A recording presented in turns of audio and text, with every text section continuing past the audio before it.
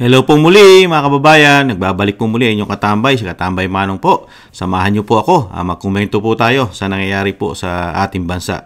Bago po tayo mag-umpisa, magandang umaga po muna, tanghali, hapon, gabi, madaling araw po sa ating lahat. Saan man bansa o sulok na mundo tayo naroon, naway maingatan po tayo mga katambay. Ito po, nakakadismaya lang po itong kukomentohan natin mga katambay.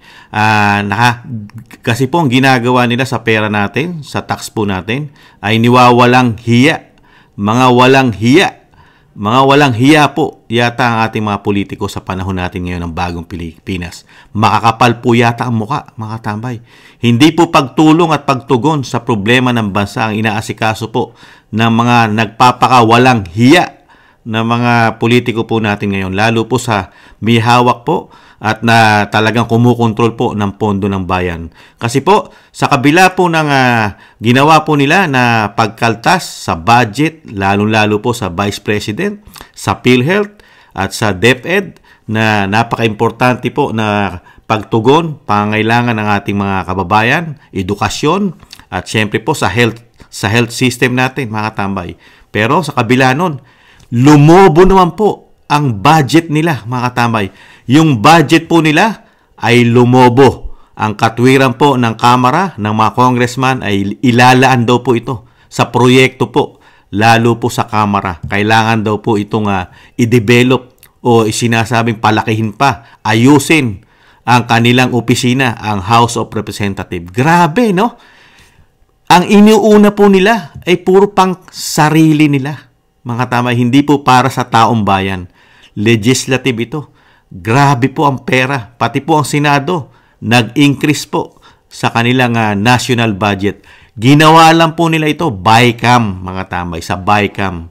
Ibang klase. At may sagot din po rito ang Presidente. Unahin po natin itong mga mambabata sa ating panahon, sa bagong Pilipinas, ang nagpapakawalang hiya, lalo po pagdating sa pera. Mga walang hiya sa mga Pilipino.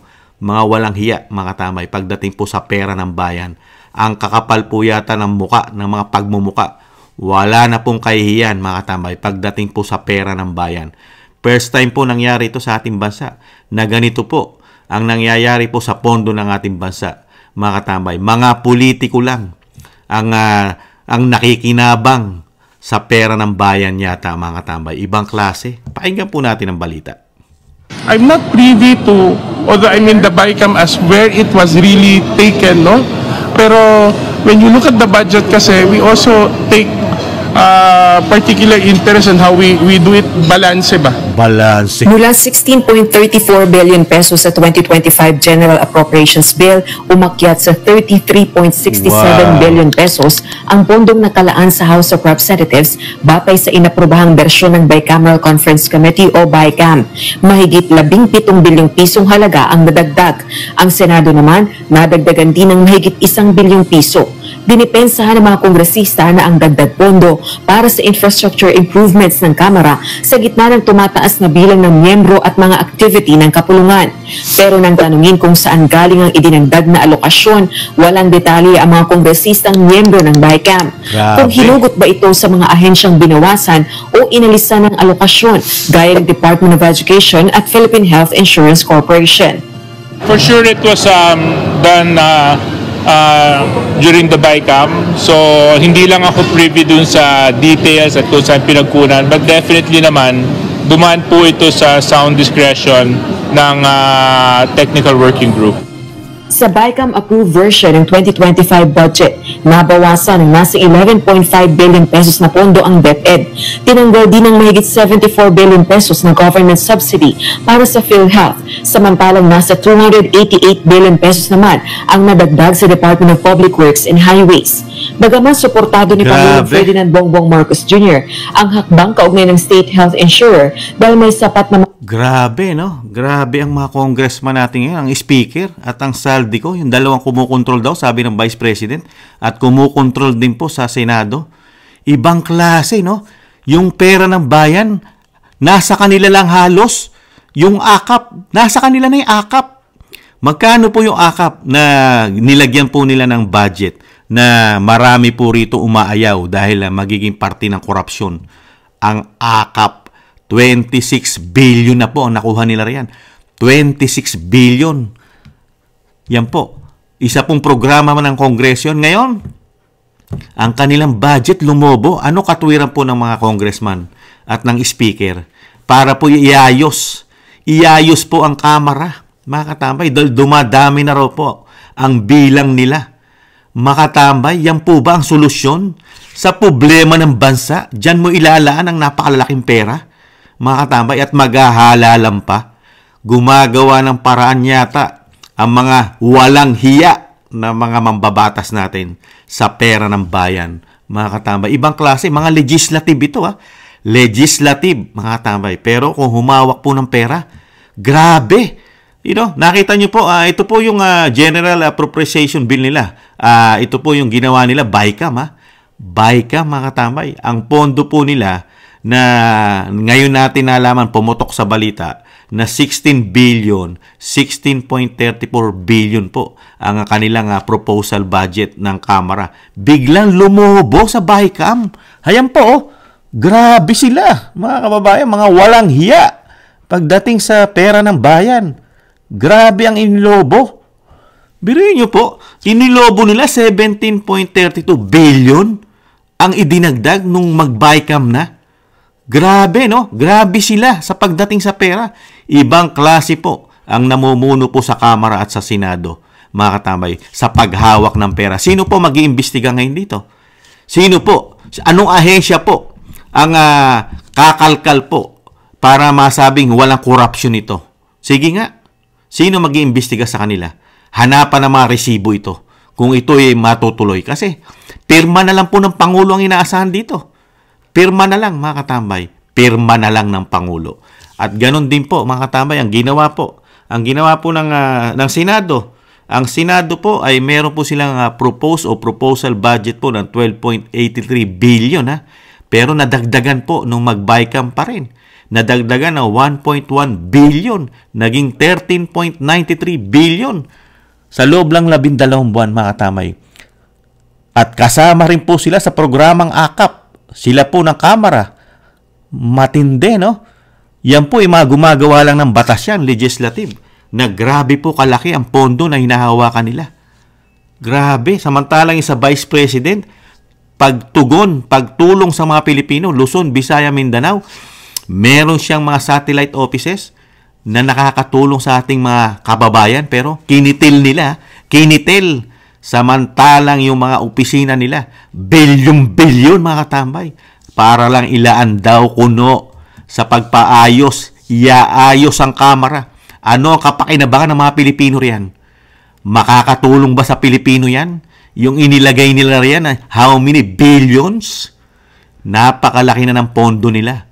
Dinagdagan pa. Talagang napakawalang hiya sa mga Pilipino ang mga mambabatas na ito. At kung ano-ano pa ang kinakatwiran na mga ito. Nakaka-high blood lang, mga tambay, na ganito sila gumawa ng paraan para sa pera ng bayan. Talagang ibang klase, no? Ibang klase na mga politiko natin ngayon. Pagdating pera-pera na labanan. At ang presidente rito, wala man lang imik dito ang presidente. Hinahayaan niya lang. Titingnan po natin ang sagot ng presidente. Pero napakatindi po ang ginawa po nila. Ito po, binawasan po ang ahensya ng DepEd, mga katambay, ng 11 billion mahigit. At tinanggalan naman po ng subsidy ang PhilHealth ng hindi bababa sa 74 billion. At dinagdagan naman po, hindi naman po humihingi na extra budget ang DPWH, pero nilagyan po nila. Grabe, no? Walang hinihingin dagdag budget ang DPWH. Pero nilagyan mo ng how many billions? 288 billions, mga katambay, na ang mga programa ng DPWH. Nakita natin yung flood control.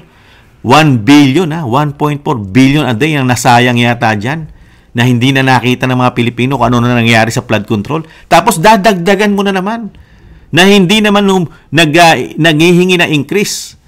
At yung programa po nila sa Mindanao, kinitil po nila sa budget. Pero napakarami po idinagdag, 288 billion.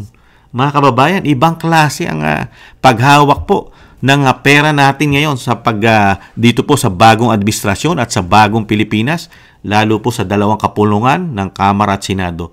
Nakakahiya. Mga walang hiya, mga katambay. Pero pagdating po, nakita nyo po, kung humarap sila ng korupsyon, hinahanapan nila ng korupsyon ng mga Duterte, lalo ang Vice President. Pero yung ahensya pala nila, ang sagana-sagana sa bilyong-bilyong pera ng bayan, mga katambay. Talagang mga walang hiya po ito, mga katambay, pagdating po sa pera ng bayan. At sumagot naman po Pangulo. Pakinggan po natin na sagot ng Pangulo riyan doon po sa pera ng DepEd na tinanggalan at tinapyasan. Tingnan niyo po ang katwiran ng Pangulo ng Pilipinas. Ibang klase. Tiniyak ni Pangulong Ferdinand Marcos Jr. na hahanapan ng gobyerno ng paraan upang maibalik ang 10 bilyong pisong tinapya sa computerization program ng DepEd sa 2025 proposed budget. Ayon sa Pangulo, nais niya sanang iwasan ang pag-veto ng anumang probisyon sa panukalang budget mula sa BICAM.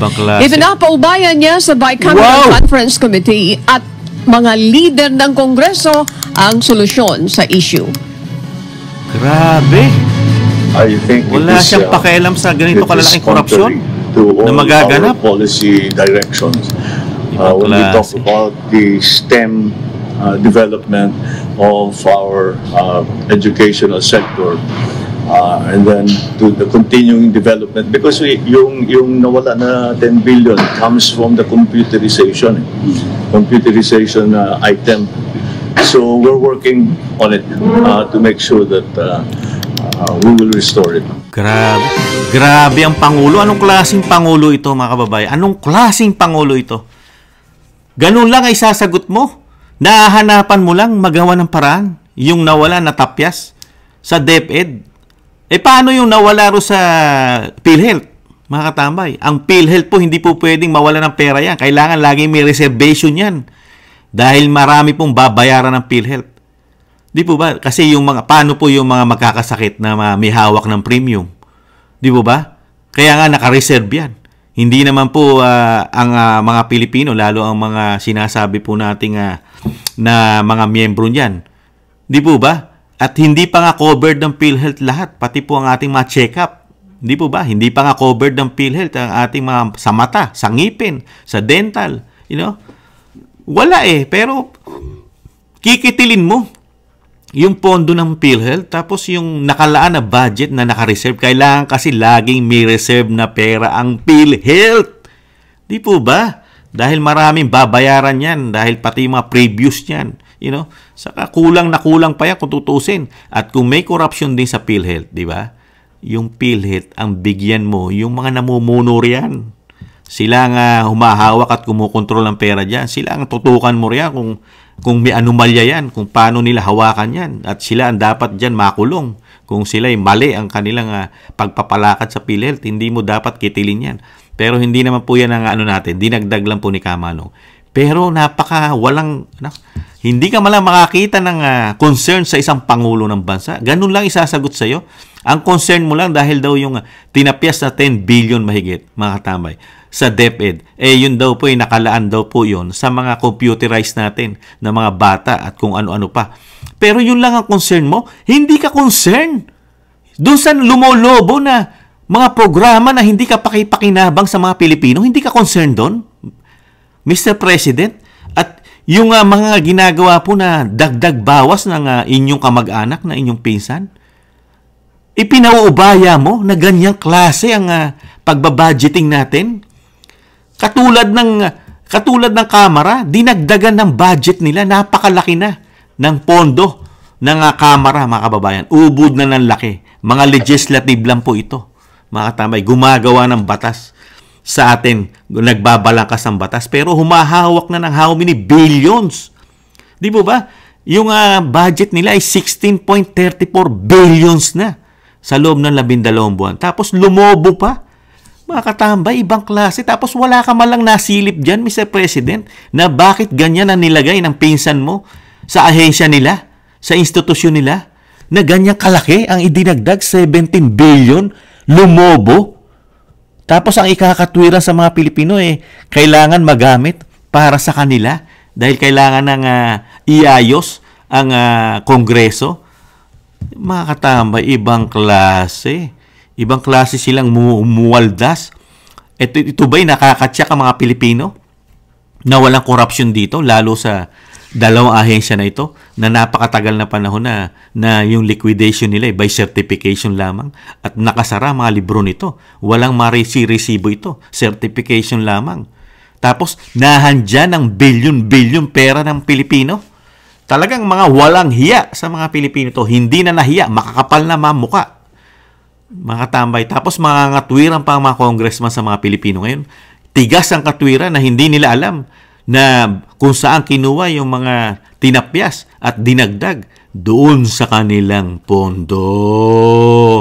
Di po ba? Ibang klase. Pero ang Pangulo ng Pilipinas, ganyan lang ang maririnig mo na isasagot sa mga Pilipino na pinauubaya niya. Ang concern niya lang yung sa DepEd. Pero wala siyang concern sa magaganap na mga malalaking korupsyon di umano sa ating bansa sa susunod na taon. Kasi itong taon na ito, hindi rin maipaliwanag ang pondo natin kung paano nangyari at saan napunta ang napakalalaking trilyon na pondo. Ngayon po, hindi bababa sa 6 trillion. Makatambay ang pondo natin sa national budget for next year. Pero ngayon, nakita po natin kung saan napupunta po ang malalaking numero. Samantalang sa Office of the Vice President na nagpapanksyon mula Luzon, Visaya, Mindanao, 700 plus million. Yung hinihingi niyang budget para makatulong sa lahat ng programa, mga Pilipino ang makikinabang. 2 billion mahigit ang hinihingi niya. Nireject po ng dalawang kapulungan na ito. Nireject ng Kamara at Senado. Pero sa kanila, ano ang programa nila? Para lang iayos ang Kongreso, binigyan po nila ng 17 billion, nilagyan nila ng 17.32 billion para lang iayos ang Kongreso. Ano ang mapakinabang ng taxpayer dyan? Nada. Wala. Napakalaking pera. Ibibigay mo lang sa mga congressman na ito. Ibang klase. Kaya naglalakihan yata ang mga katawan. Nagmumukhang mga baboy na. Mga mukhang baboy na mga itsura, mga tambay. Dahil sagana-sagana pala sa pera, di umano, billion pala ang nailalagay pala sa kanila opisina. Ibang klase, no? Kasi, nung nakarang taon, how many billions na po hinawakan yan? Ano nakita natin dyan? Nada. Wala tayong nakita. Tapos ngayon, napakarami pa nilang mga proyekto ngayon. May mga ayuda pa sila, AKAP. Nakakaano lang po, no? Dito lang pala napupunta ang pera ng bayan. Kaya wala pala tayong nakikita. Wala pala talaga tayong makikita nga build better more. Wala. Mabibilang mula sa daliri mo yung sinasabi nilang better more. At hindi po nila kayang solusyonan ang problema ng bansa, mga katambay. Hindi nila masusolusyonan ang napakataas na inflation ng ating bansa. Napakaraming Pilipino hindi makakuha ng trabaho. Hindi nila masusolusyonan pala yan.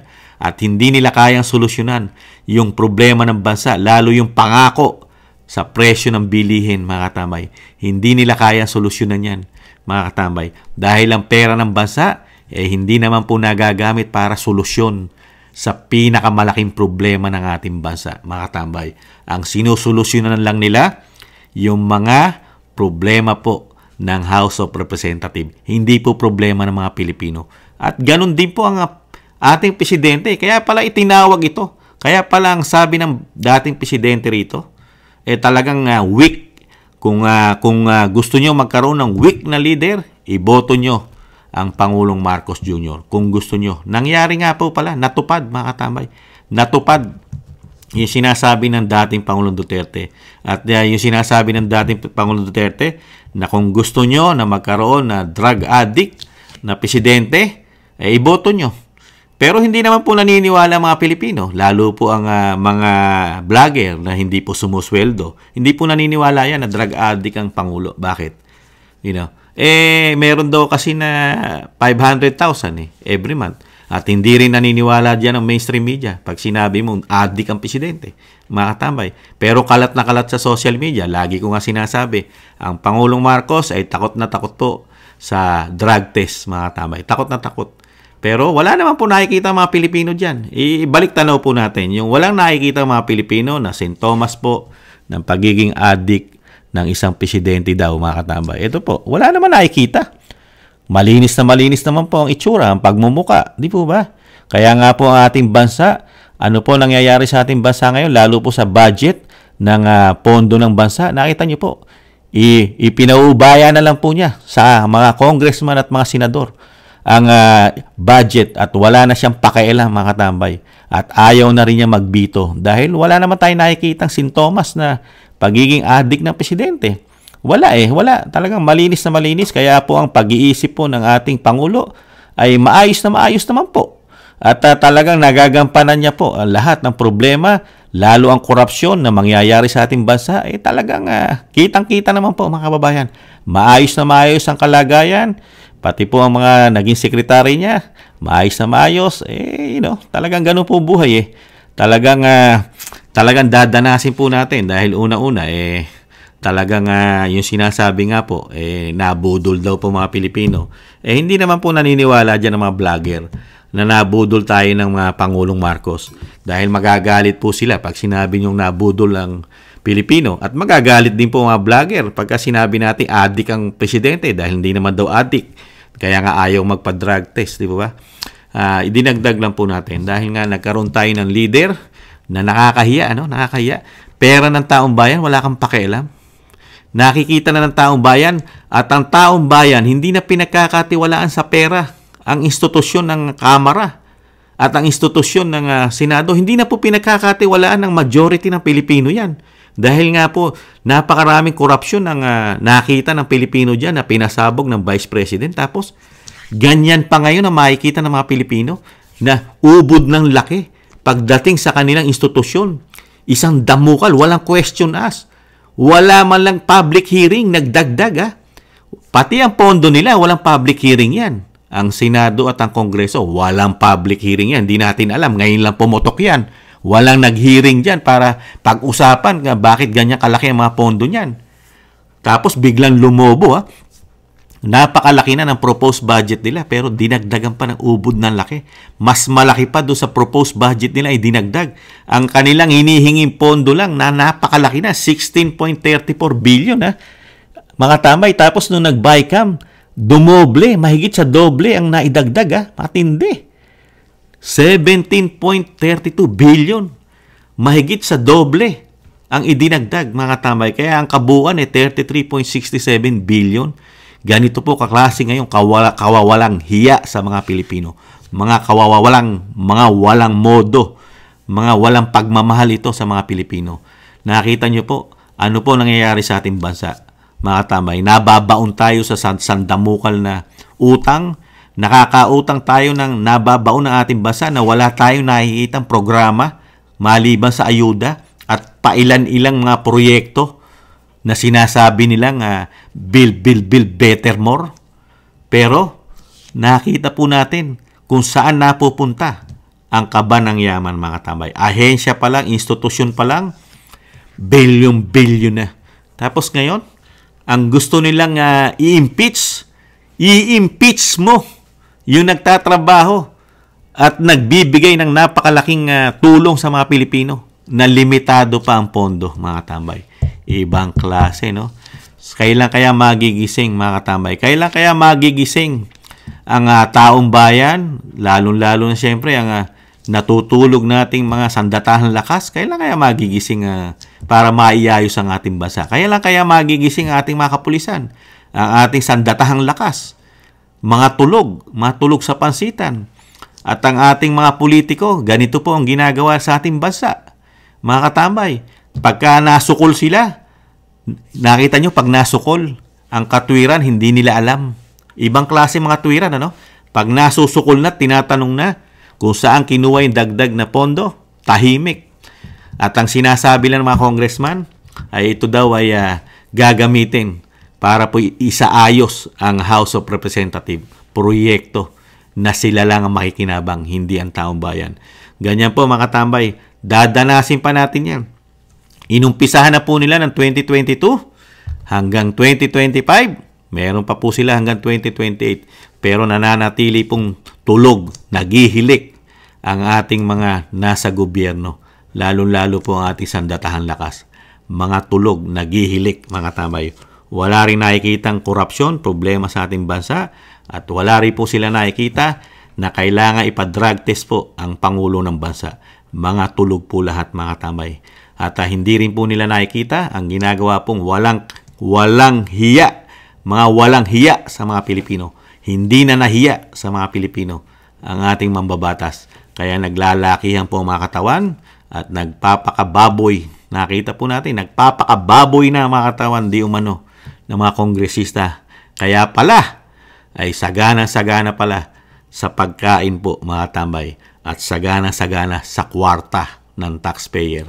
Nagtatanong lang si Kamanong. Hindi naman po masamang magtanong, di ba? Malayang bansa, ang ating bansa, demokrasya.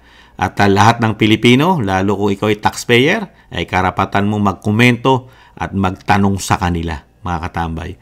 Hindi katulad na ibang vlogger, walang nakikita na ganyang kalalaki, mga katambay, na ang tingin po nila ay napaagaling po ng bagong Pilipinas. Dahil saan? Sa kalahating milyon, pag sikat ka, every month. Pag hindi ka masyadong sikat, 200,000 a month. Pagka talagang medyo mahina ka, 100,000 a month. Yung mga talagang pipitsugin, 20,000, 50,000 a month, mga katambay. Nagtatanong lang si Kamanong. Kaya dyan kaya nila kukunin yon, yung mga ginagamit nilang mga trolls, di umano, sa social media. At syempre sa mainstream media, hindi naman lahat. Dyan kaya nila kukunin yon, yung mga pambayad, para po yung protection po ay hindi po pumutok ng pumutok ang ganito kalalaking issue na magiging korupsyon yata sa bandang dulo, mga katambay. Para po laging napagtatakpan ang mga ganito pong pumuputok na issue about sa kaperahan po ng ating bansa. Nakakalungkot. Sobrang kawawalang hiya. Kawawalang hiya na po ng mga politiko po yata sa ating bansa. Hindi naman lahat, mga katambay, pero majority. Lahat ng sumusuporta po rito, mga katambay. Ibang klase, Senado, no? Kongreso. Pagdating sa pera, nakatutok, nakala mo nga napakalaki ng korupsyon ng Vice President. Samantalang nung sa kanila pumutok, mga walang alam, mga malilinis. Ibang klase, kawawalang hiya talaga, mga katambay. Walang hiya sa mga Pilipino. Muli po si Katambay Manong. Ganito po ang dinanas natin, mga katambay. At least, nakita po natin, nung panahon kasi ni dating Pangulong Duterte, hindi kasi nila magawa ito eh. 6 na taong po silang jeta. Hindi nila kayang gawin kay dating Pangulong Duterte yung ginagawa nila ngayon. Ngayon, nagkaroon po tayo ng presidente. Nakita po natin, nagsalita ang presidente na walang nakitang korupsyon at wala rin nakitang problema sa Senate at sa Congress. Nakita nyo, pinaubaya pa. Pinaubaya ang pera ni Juan de la Cruz. Ganyan po tayo may presidente ngayon. Walang pakialam, walang concern, mga tambay, sa taong bayan. Proyekto na kinikitil at wala kang makitang proyekto sa Pangulo, okay lang yan. Okay lang yan. Ganong katindi po ang ating Pangulo sa panahon po natin ngayon. Muli po si Katambay Manong, nakakalungkot man, at dahil ang ating mga dapat na makakita nito, ang matataas na matitino pa nating politiko, ang mga sandatahan lakas natin, ang ating mga kapulisan, ay nananatiling mga naghihilik, tulog, mga hindi po nakakita lahat ng national issue sa ating bansa, lalo sa kaperahan. Muli po, maraming salamat po sa mga nakagusto po ng ating Tambayang Makabayan sa YouTube at TikTok. At ganun din po, mga katambay, sa mga nagla-like, share, subscribe, and comment. Thank you po, mga kabayan. Nakakalungkot. Ingatan po tayo. Talagang ganun po. Tulog po silang lahat. Sa muli po, paalam. Bye-bye. Ingatan nawa.